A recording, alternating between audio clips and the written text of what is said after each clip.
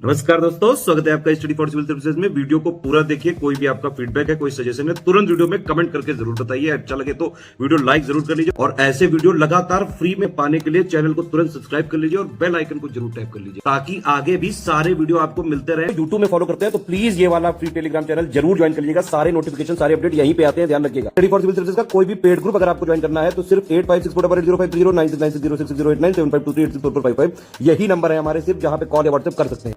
Instagram पे हमारा page जरूर फॉलो कर लीजिएगा, study for civil dot services है। ट्विटर पे हमको जरूर फॉलो कर लीजिएगा, @स्टडी फॉर सिविल्स है। सारे क्वेश्चन अटेम्प्ट करिए और स्कोर अपना तुरंत कमेंट करके बताइए। नमस्कार दोस्तों, स्वागत है आपका स्टडी फॉर एग्जाम्स में। दोस्तों, वीडियो री एग्जाम के लिए जीएस सीरीज का यह तीसरा वीडियो है। वीडियो शुरू करने से पहले मैं आपको बता दूं, UP PCS, BPSC, Uttarakhand PCS सहित कई पेड कोर्स चल रहे हैं हमारे। अगर आप हमारा कोई पेड कोर्स ज्वाइन करना चाहते हैं तो ये 2 नंबर दिए गए हैं, यहाँ पे आप कॉल या व्हाट्सअप कर जानकारी प्राप्त कर सकते हैं। तो आइए आज की वीडियो शुरू करते हैं और देखते हैं आज का पहला प्रश्न। पहला प्रश्न है, हॉर्न ऑफ अफ्रीका में सम्मिलित नहीं है। आपके सामने 4 देश दिए गए हैं, इनमें से कौन सा एक देश हॉर्न ऑफ अफ्रीका में शामिल नहीं है, आपको ये बताना है। Tanzania, Eritrea, Ethiopia, Somalia. तो इसका जो सही आंसर हो जाएगा वह हो जाएगा ऑप्शन ए, तंजानिया जो है हॉर्न ऑफ अफ्रीका में सम्मिलित नहीं है। हॉर्न अफ्रीका में सम्मिलित जो देश हैं जिबूती है, इरिट्रिया है, इथियोपिया है और सोमालिया है। यह जो देश हैं यह हॉर्न ऑफ अफ्रीका में शामिल हैं। तो इसका ऑप्शन ए जो हो जाएगा वह सही हो जाएगा। अगला प्रश्न देखते हैं हम लोग। अगला प्रश्न है, नियंत्रक और महालेखा परीक्षक के कर्तव्य और शक्तियों का वर्णन संविधान के किस अनुच्छेद में किया गया है। आपके सामने 4 ऑप्शन है, अनुच्छेद 148, अनुच्छेद 149, अनुच्छेद 150, अनुच्छेद 151। तो इसका जो सही आंसर हो जाएगा वह हो जाएगा आपका ऑप्शन बी, अनुच्छेद 149 में जो है नियंत्रक एवं महालेखा परीक्षक के कर्तव्य एवं शक्तियों का वर्णन किया गया है अनुच्छेद 149 में। तो इसका ऑप्शन बी जो हो जाएगा वह सही हो जाएगा। अगला प्रश्न देखते हैं हम लोग। निम्नलिखित में से कौन सी एक ठंडी जलधारा है। आपके सामने 4 जलधाराएं दी गई हैं, इनमें से कौन सी एक ठंडी जलधारा है आपको ये बताना। हम्बोल्ट, एल नीनो, पूर्वी ऑस्ट्रेलिया की जलधारा, अलास्का की जलधारा। तो इसका जो सही आंसर हो जाएगा वह हो जाएगा आपका ऑप्शन ए, हम्बोल्ट जो है यह एक ठंडी जलधारा है। और हम्बोल्ट जो है यह प्रशांत महासागर में बहने वाली ठंडी जलधारा है। बाकी तीनों जो है एल नीनो, पूर्वी ऑस्ट्रेलिया की जलधारा और अलास्का जो है, ये तीनों जो है वह गर्म जलधाराएं हैं। इसका ऑप्शन ए जो हो जाएगा वह सही हो जाएगा। अगला, चौथी पंचवर्षीय योजना का कार्यकाल क्या था। आपके सामने 4 ऑप्शन दिया गया, ऑप्शन पढ़ लीजिए। इसका जो सही आंसर हो जाएगा वह हो जाएगा आपका ऑप्शन ए, 1969 से 1974 तक जो है वह चौथी पंचवर्षीय योजना का कार्यकाल था। और यह पंचवर्षीय योजना जो गाडगिल फॉर्मूले पर आधारित थी। और इसी कार्यकाल में जो है 14 बैंकों का राष्ट्रीयकरण और श्वेत क्रांति की शुरुआत चौथी पंचवर्षीय योजना के अंतर्गत हुआ था। तो इसका ऑप्शन ए जो हो जाएगा वह सही हो जाएगा। अगला प्रश्न देखते हैं हम लोग। काली नदी से तीस्ता नदी तक का हिस्सा हिमालय कहलाता है। कुमायूं, पंजाब, नेपाल, असम। तो इसका जो सही आंसर हो जाएगा वह हो जाएगा आपका ऑप्शन सी, नेपाल। हिमालय कहा जाता है वह काली नदी और तीस्ता नदी के बीच का हिस्सा। कुमायूं हिमालय जो है वह सतलज और काली नदी के बीच के भाग को जो है कुमायूं हिमालय कहा जाता है। पंजाब हिमालय का जो क्षेत्र है वह सिंधु और सतलज के बीच का जो क्षेत्र है वह पंजाब हिमालय है। असम हिमालय का जो क्षेत्र है वह तीस्ता नदी और दिहांग नदी के बीच का जो क्षेत्र है वह असम हिमालय के अंतर्गत आता है। तो इसका ऑप्शन सी जो हो जाएगा वह सही हो जाएगा, ऑप्शन सी, नेपाल हिमालय। तीस्ता नदी और काली नदी के बीच का जो हिस्सा है वह नेपाल हिमालय कहलाता है। अगला प्रश्न देखते हैं हम लोग। नवंबर 2022 में किस देश की संसद ने भारत के साथ मुक्त व्यापार समझौते को मंजूरी दी है। अमेरिका, सऊदी अरब, ऑस्ट्रेलिया, जापान। तो इसका जो सही आंसर हो जाएगा वह हो जाएगा आपका ऑप्शन सी, ऑस्ट्रेलिया देश की संसद ने जो है भारत के साथ मुक्त व्यापार समझौते को मंजूरी दी है। और यह समझौता जो है 22 दिसंबर 2022 से यह समझौता लागू हो चुका है। तो इसका ऑप्शन सी जो हो जाएगा वह सही हो जाएगा। अगला प्रश्न देखते हैं हम लोग। भारत सरकार द्वारा नियुक्त राष्ट्रीय आय समिति 1949 के अध्यक्ष कौन थे। आपके सामने 4 ऑप्शन दिया गया है, ऑप्शन पढ़ लीजिए। इसका जो सही आंसर हो जाएगा वह हो जाएगा आपका ऑप्शन डी, पीसी महालनोबिस के अध्यक्षता में जो है भारत सरकार ने 1949 में राष्ट्रीय आय की समिति का गठन किया था। और इसके जो अध्यक्ष थे वह पीसी महालनोबिस थे। और इस समिति ने जो है 1951 में यह रिपोर्ट अपनी सौंपी थी। 1951 में इस समिति ने अपनी रिपोर्ट सौंपी थी। तो इसका ऑप्शन डी जो हो जाएगा वह सही हो जाएगा, पीसी महालनोबिस। अगला प्रश्न देखते हैं हम लोग। जैव विविधता को मापने के गणितीय सूचकांकों में जो स्थानीय मापन में औसत प्रजातियों की विविधता को दर्शाता है, आपको ये बताना है इसमें कौन सा आंसर सही है। इसका जो सही आंसर हो जाएगा वह हो जाएगा आपका ए, अल्फा इंडेक्स। अल्फा इंडेक्स जो है वह स्थानीय मापन में जो है औसत प्रजातियों की विविधता को दर्शाता है। यह प्रश्न जो है अभी वन दरोगा में बिल्कुल सेम पूछा गया था।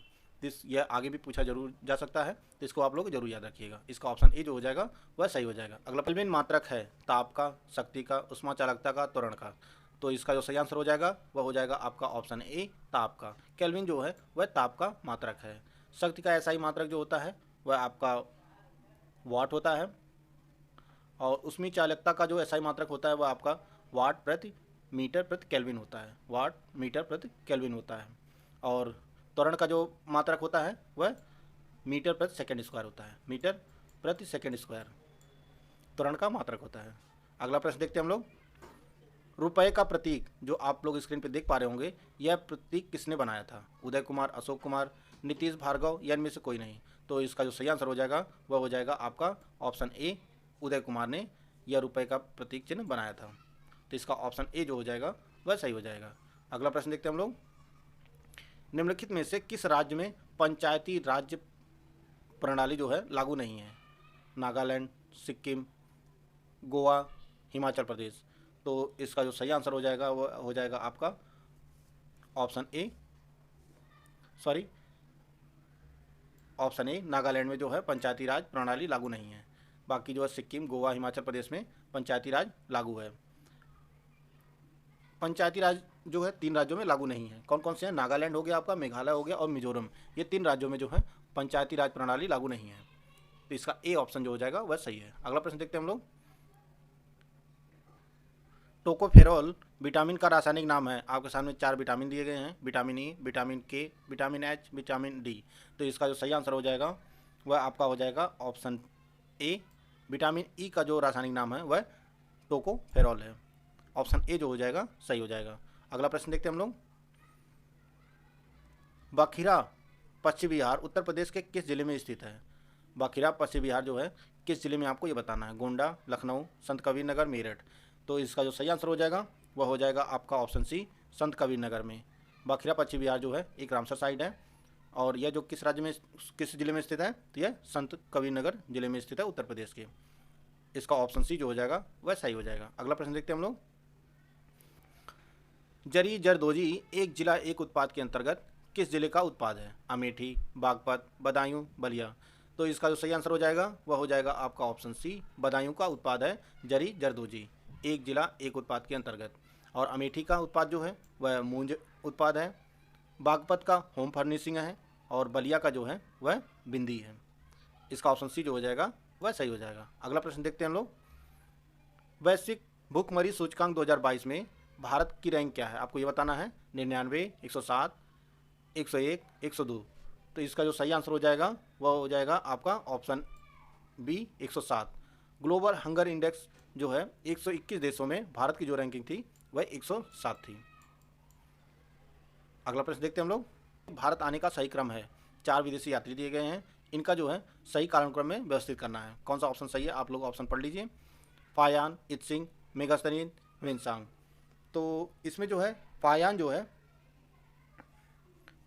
फायान यह चंद्रगुप्त द्वितीय के शासनकाल में आया था, और यह जो है 399 से 441 ईस्वी तक जो है भारत में रहा था। बात करते हैं इत्सिंग की, तो यह चीनी यात्री था, और यह जो है 675 ईस्वी में भारत में आया था। इत्सिंग जो है चीनी यात्री था, और यह 675 ईस्वी में आया था भारत। बात करते हैं मेगास्तनी की, तो मेगास्तनी जो है वह चंद्रगुप्त मौर्य के शासनकाल में आया था, वह 305 ईसा पूर्व में।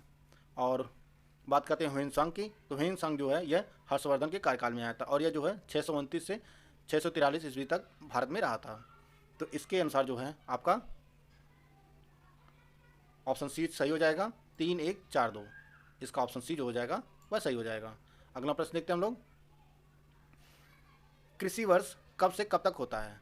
आपके सामने 4 ऑप्शन दिया गया, ऑप्शन पढ़ लीजिए। तो इसका जो सही आंसर हो जाएगा वह हो जाएगा आपका ऑप्शन ए।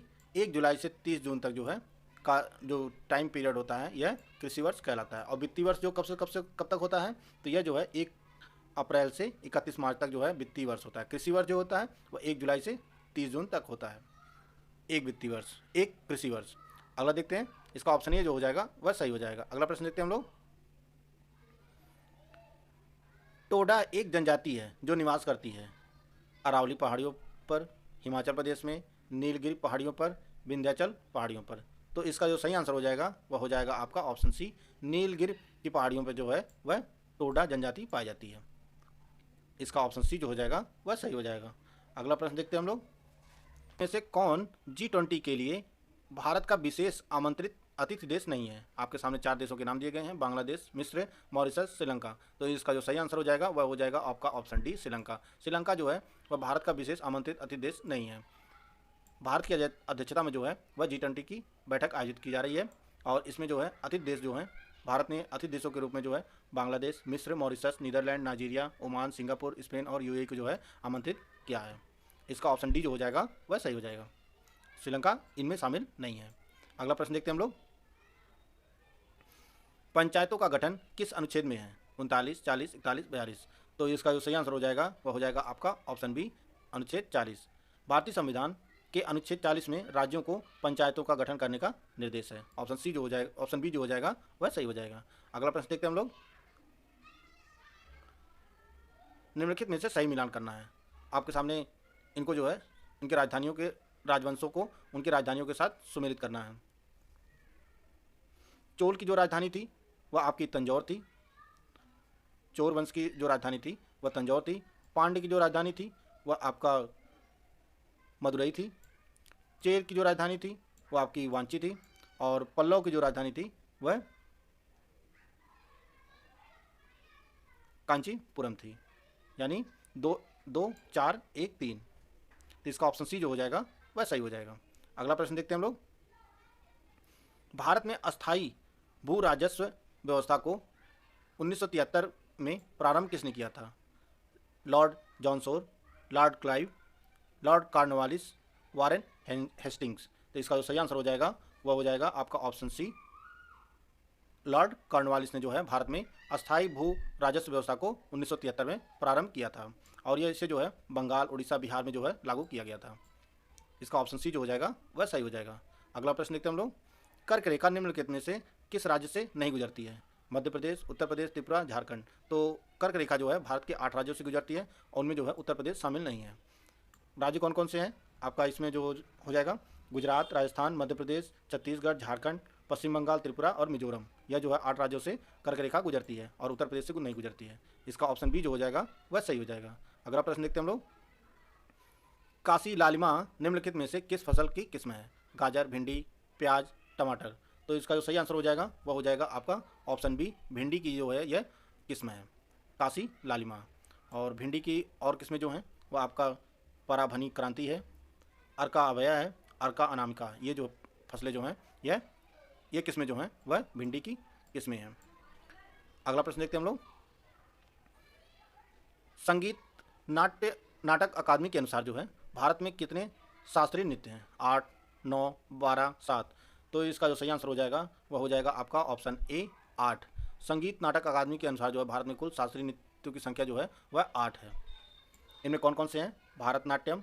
भरतनाट्यम, कथक, कथकली, कुचिपुड़ी, ओडिसी, मणिपुरी, मोहिनीअट्टम और सत्रिया।